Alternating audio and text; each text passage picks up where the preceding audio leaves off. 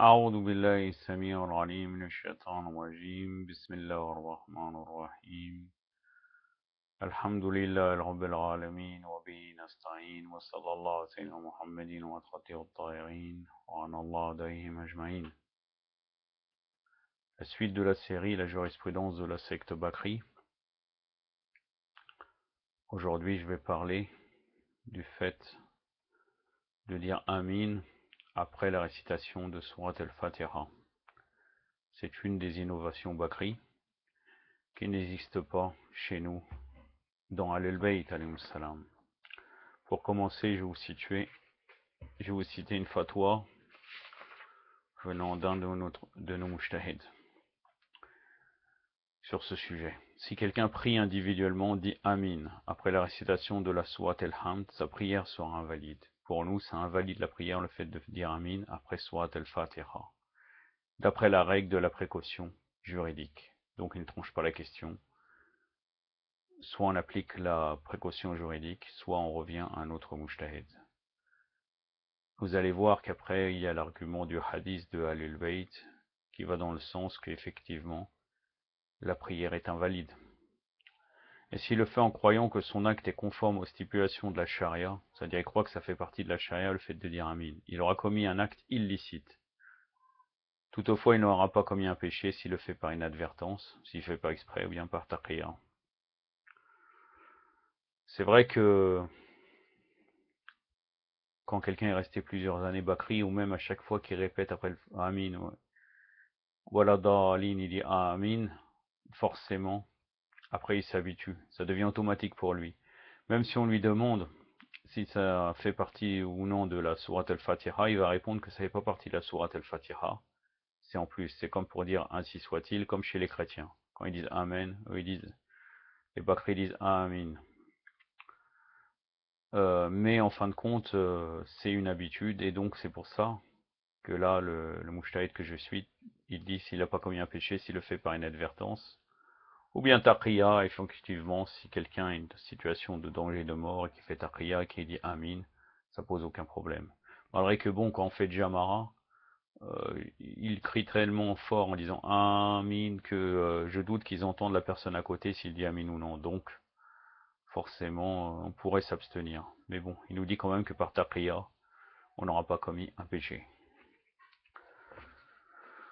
Nous arrivons à un hadith que les mujtahids de Ahlul Bayt utilisent pour dire l'invalidité du fait de dire Amin, le fait que ça invalide. Comme ça, ils disent que le mot Amin après la récitation de la Fatiha, ils rend la prière incorrecte. L'imam Sadiq alayhi salam a dit, si tu participes à la prière collective, ne dis pas Amin. Lorsque l'imam finira de réciter la première sourate du Coran, on dit Alhamdulillah el Rabbil Alamin. Wasail al-Shira, volume 6, page 67. Effectivement, chez nous, on dit Alhamdulillah el Rabbil Alamin après la récitation de l'Fatiha, en prière en commun. Maintenant, il faut se renseigner éventuellement auprès de nos fuqaha si on doit le dire à voix haute ou bien à voix basse, tout doucement. Mais il est vrai que normalement, on devrait faire le contraire des mukhalifin. Comme eux disent Amin à voix haute, peut-être si on dit à voix basse, c'est mieux. Car quelquefois, je remarque qu'à l'endroit où on fait salat al-Jumu'ah, en disant Alhamdulillah el Rabbil Alamin, ça pousse aux mukhalifin qui sont des fois présents, quand on les entend à côté d'eux, à dire Amin automatiquement. Alors que s'il n'y aurait rien, il va dire Amin une fois, et après la deuxième fois, dans le deuxième raka, il dira rien du tout, car il ne pourra pas se faire remarquer. Il le dira à voix basse. Comme ça, on supprime au moins cette innovation qui peut être faite dans nos mosquées.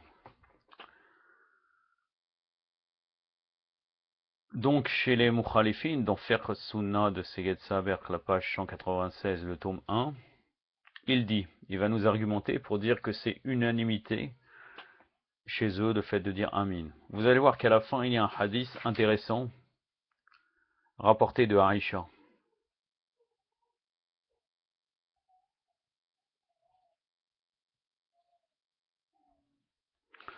Qui pourrait être un argument comme quoi ils suivent les juifs et les chrétiens, les bakris.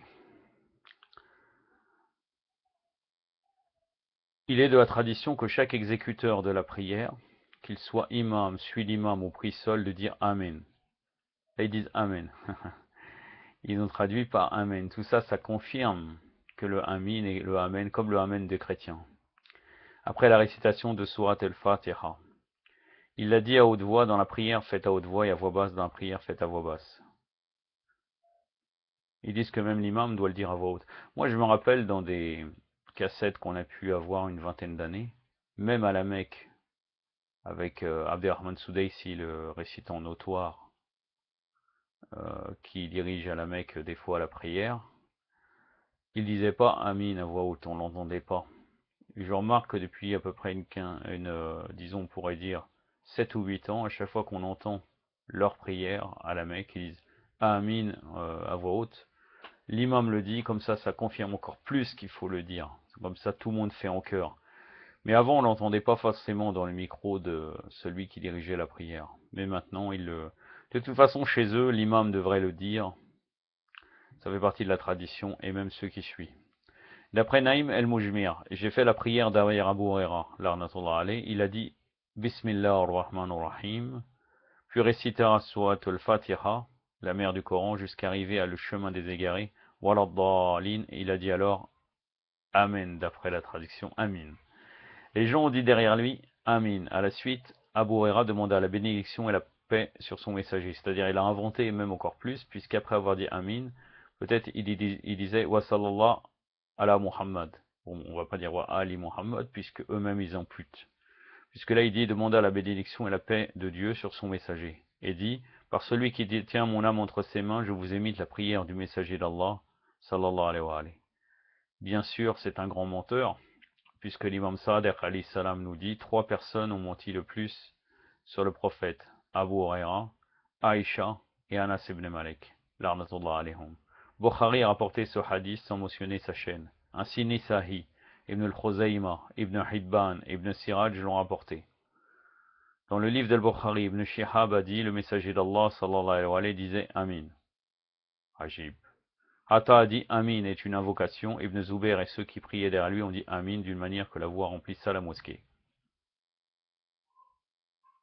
Ibn Zubair, le fameux ennemi du prophète et des Ahlul-Bayt, le fils de Zubair ibn Awam, qui avait la haine de Ahlul-Bayt et qui même refusait pendant la prière de prier sur le prophète et sa famille. On lui a demandé pourquoi tu pries pas derrière lui, pourquoi tu pries pas sur lui, puisqu'il était imam, puisqu'après il avait pris le pouvoir à la Mecque. Pendant plusieurs années, il avait créé une scission entre le pouvoir des Omeyyades et il avait créé un califat à la Mecque. Et là, il priait toujours sans citer Muhammad wa ali Muhammad, Allahumma salli ala Muhammad. On lui a demandé pourquoi, il a dit parce que je ne veux pas élever cette famille plus que les autres. Vous voyez vraiment que c'était un asibi notoire. L'arnatullah alayh. Nafi a dit Ibn Omar ne la quittait pas, ça veut dire toujours le fait de dire Amin. Il incitait les gens à la dire, je même entendu d'après lui un hadith à son propos. D'après Abu Huraira, lorsque le messager d'Allah sallallahu alayhi wa sallam arrivait à Ghayri Maghdoub et Dinan Sirat al-Mustaqim, attendez. A'udhu billahi sami'a al-alim minash shaitanir rajim. Ghayri Maghdoub alayhim waladdallin, c'est ça. Ghayri Maghdoub alayhim waladdallin. Non le chemin de ceux qui ont couru ta colère, non le chemin des égarés. Quand elle arrivait là, Abu Huraira, il disait que le messager d'Allah disait Amin, d'une voix que ceux qui sont au premier rang derrière lui l'entendent. Abu Daoud et Ibn Majah ont rapporté ce hadith. Cependant, Ibn Majah a dit, d'une voix que tout le premier rang l'entend, que la mosquée tremble. Allahu Akbar. Tellement il criait fort, le mosquée a tremblé. Bon, le prophète, bien sûr, même sans parler, il peut faire trembler la mosquée, c'est pas le problème. Mais cette innovation, il le criait tellement, ils l'ont rajouté, en disant, Ibn Majah a dit que la mosquée tremblait. Hakim l'a aussi rapporté, c'est l'auteur de Mustadrak al-Hakim. Il a dit que sa chaîne est authentique selon leurs conditions. Bayhaqi également a dit que sa chaîne est bonne et authentique. Tarqani a dit que sa chaîne est bonne. Imaginez-vous comment leur science du hadith est erronée. Ils arrivent à dire que sa chaîne est bonne alors que tout ça c'est une invention qui n'a jamais existé. D'après Wa'il ibn Hujr, j'ai entendu le messager d'Allah sallallahu alayhi wa sallam réciter Waladdallin et l'ont suivi par Amin, en étendant sa voix, comme ça. Amin, comme Amen dans l'église. Ahmed et Abu Daoud ont rapporté ce hadith. Abu Daoud dit, il hausse la voix. Tirmidhi l'a considéré comme bon et dit la plupart des relamas, des compagnons, des adeptes et ceux qui l'ont suivi ont rapporté que l'individu doit hausser la voix en disant Amin. Hafez a dit, vraiment on est chez les fous. On est chez les fous. On est chez les fous, c'est n'importe quoi. Comme dirait un qui fait des vidéos, il a répété plusieurs fois, c'est n'importe quoi. C'est n'importe quoi. C'est pas sérieux ça. C'est pas sérieux. C'est exactement ça. Hafiz a dit, la chaîne de ce hadith est authentique. Atta a dit, j'ai rencontré 200 compagnons dans cette mosquée. Ils disaient tous Amin à voix haute lorsque l'imam disait Waladdallin, non le chemin des égarés. D'après Aïcha, l'arnatullah alayha, le prophète sallallahu alayhi wa sallam, vous allez voir, je vais terminer avec ce hadith. C'est ambigu. Il aurait dit que le prophète a dit, les juifs ne vous ont envié sur une chose plus que sur votre formule du salut. Et dire Amin derrière l'imam. C'est-à-dire les juifs ont aimé le fait que vous aviez dit Amin. Puisqu'ils nous ont enviés. Ajib, c'est étonnant. Ça voudrait dire peut-être que nous avons suivi totalement les juifs et les chrétiens. D'ailleurs, il y a un hadith même qui est reconnu chez les mukhalifines. Globalement, je ne le connais pas par cœur, comme quoi ils suivront les juifs et les chrétiens comme aller dans les terriers des animaux, quelque chose comme ça, pas par pas. Ça voudrait dire cela. Je vais vous répéter ce hadith. Le prophète aurait dit, les juifs ne vous ont envié sur une chose plus que sur votre formule du salut. Formule du salut, je ne sais pas ce qu'il veut dire. Et dire Amin derrière l'imam. Ahmed ibn Majah a rapporté ce hadith. Ah oui, j'avais pas vu. Il y a autre chose. Il est recommandé de dire Amin en harmonie avec l'imam, donc comme la chorale. Il est recommandé à l'exécuteur de la prière de dire Amin en même temps que l'imam, de ne pas le dépasser ni se retarder. D'après Abu Huraira, le messager d'Allah sallallahu alayhi wa sallam, lorsque l'imam dit Ghayri maghdubi alayhim waladdallin, disait tout de suite Amin, car celui que son dire s'harmonise avec le dire des anges, Allah lui pardonnera ce qu'il avait commis de faute. Bukhari a rapporté ce hadith. L'arnatullah alayhi al-Bukhari. Comme quoi les anges, ils disent Amin avec les gens qui disent Amin. D'après lui également, le messager d'Allah sallallahu alayhi wa sallam a dit, lorsque l'imam dit Ghayri maghdubi alayhim waladdallin, répétez avec lui Amin, car les anges disent Amin et l'imam dit Amin. Celui que son dire s'harmonise avec le dire des anges, Allah lui pardonnera toutes ses fautes. Bukhari a rapporté ce hadith. D'après lui également, le messager d'Allah sallallahu alayhi wa sallam a dit, lorsque l'imam dit Amin, répétez Amin avec lui, car celui que son dire s'harmonise avec le dire des anges, Allah lui pardonnera ses fautes. Tous les ulama ont rapporté ce hadith. Rajoutez encore plus, c'est très bien.